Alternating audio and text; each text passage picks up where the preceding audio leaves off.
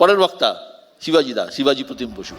এই যে দুই রাজনীতিবিদের আলোচনা আমরা শুনলাম, তাতে একটা জিনিস বোঝা গেল যে রাজনীতি আছে রাজনীতিতেই। কারণ এত কিছু হলো, সবাই একসঙ্গে এলেন, সমস্ত ভারতবর্ষের মানুষ একটা জায়গায় এলো, এই নির্মম ঘটনা, ওই নরপিশাচরা যাদের হত্যা করেছিল ওইভাবে, তারপরে যে একটা দেশ প্রত্যাঘাত করলো, তাতে সবাই সমর্থন জানিয়েছে।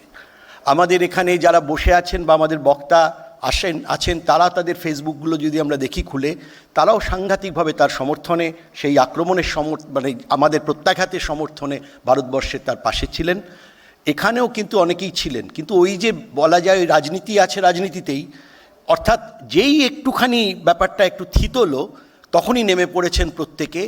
একদল হচ্ছে যারা চাইছেন যে তাদের নিজেদেরকে প্রজেক্ট করতে, এবং সেখান থেকে যে শুরু হলো যে রাজনীতির যে পালা, অর্থাৎ পশ্চিমবঙ্গে কি হচ্ছে, অন্য জায়গায় কি হচ্ছে, অর্থাৎ এবারে আরম্ভ হলো এনিমি ফ্রম উইদিন, তাদের বিরুদ্ধে যেন লোকে নেমে পড়লো। এনিমি আউটসাইড সেটা বোধহয় কিছুটা ডিট হয়েছে এই রকম।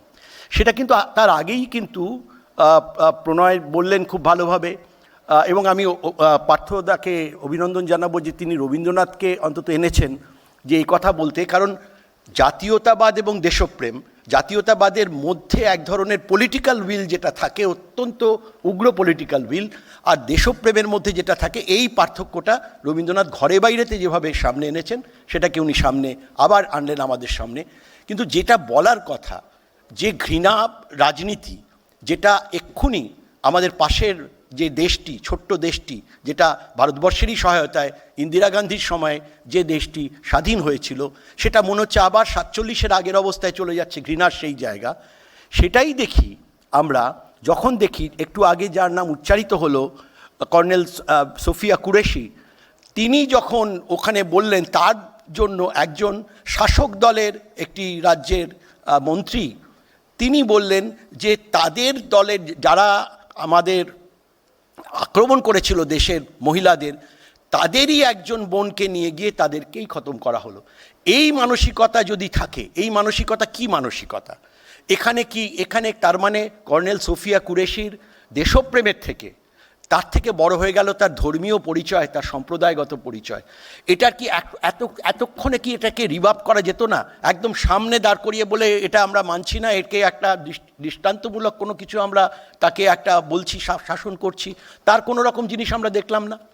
তো রাজনীতি যখন হচ্ছে, আমি প্রণয়দার উদ্দেশ্যেই বলছি, রাজনীতি অবশ্যই হচ্ছে। আজকে হয়তো আজকে আলিপুরদুয়ারে হয়েছে, অন্যত্র হবে, কিন্তু একটাই কথা বলছি, রাজনীতি যখন হতে আরম্ভ করেছে, তখন কিন্তু এই জায়গাটা এমন একটা পর্যায়ে যাচ্ছে এবং যাবে, যখন কিন্তু আবার এই ঐক্য ভুলে, কারণ সবাই ঐক্যবদ্ধ হয়েছে, কংগ্রেসের প্রতিনিধি গেছে, সিপিএমের প্রতিনিধি গেছে, অভিষেক ব্যানার্জি গেছেন, প্রত্যেকে গিয়ে কিন্তু সরকারের হয়ে, দেশের হয়ে কথা বলেছে।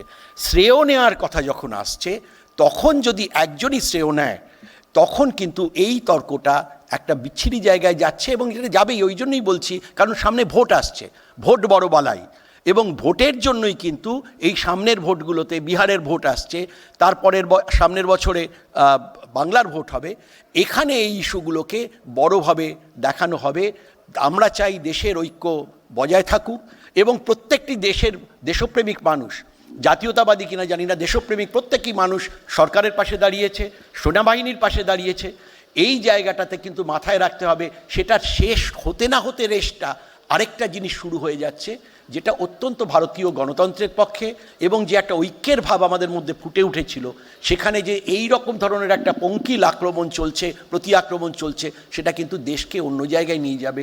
এবং আমরা যে ঐক্যবদ্ধ হয়েছিলাম, ওই যে অল্প একটু সময়ে আমরা সবাই এক হয়েছিলাম, একরকম ভাবছিলাম, তার থেকে আমাদের ভিন্ন দিকে, সাম্প্রদায়িক দিকে ঘুরিয়ে নেওয়ার জন্য যে অপচেষ্টা শুরু হচ্ছে, সেটা কিন্তু অত্যন্ত ভয়াবহ। পরবর্তীকালে আমরা হয়তো এই নিয়ে আরও আলোচনা করব। অনেক ধন্যবাদ শিবাজিদা।